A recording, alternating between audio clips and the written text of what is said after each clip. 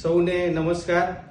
ગુજરાતની અંદર સ્થાનિક સ્વરાજ્યની ચૂંટણીનું આવતીકાલે એટલે કે તારીખ 26/4/2026ના રોજ મતદાન થવાનું છે. ત્યારે હું કચ્છ અને મોરબી લોકસભાના તમામ મતદારોને અપીલ કરું છું, અમારી ભારતીય જનતા પાર્ટી દ્વારા જે અમારા ઉમેદવારો છે એમને આપ મત આપીને વિજય બનાવો અને જે પ્રકારે એક લોકશાહીના પર્વની આપણે સૌ ઉજવણી કરી રહ્યા છીએ ત્યારે અચૂક આપણે સૌ મતદાન કરીએ. મત આપવાનો અધિકાર આપણને મળ્યો છે ત્યારે આ લોકશાહીના પર્વમાં આપણે સૌ જોડાઈએ.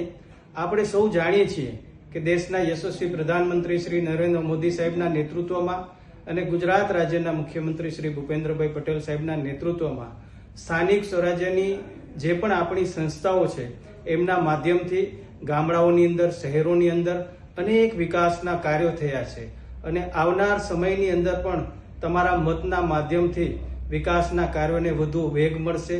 ત્યારે ફરી એકવાર હું આપ સૌને વિનંતી કરું છું, કચ્છ અને મોરબી લોકસભા ક્ષેત્રની અંદર 2 મહાનગરો, જિલ્લા પંચાયત, તાલુકા પંચાયત અને નગરપાલિકાની જે ચૂંટણીઓ છે તો મારા વહાલા સૌ મતદારો, અમારા ભારતીય જનતા પાર્ટીના જે ઉમેદવારો ચૂંટણી લડી રહ્યા છે એમને આપ વિજય બનાવો એવી હું અપીલ કરું છું.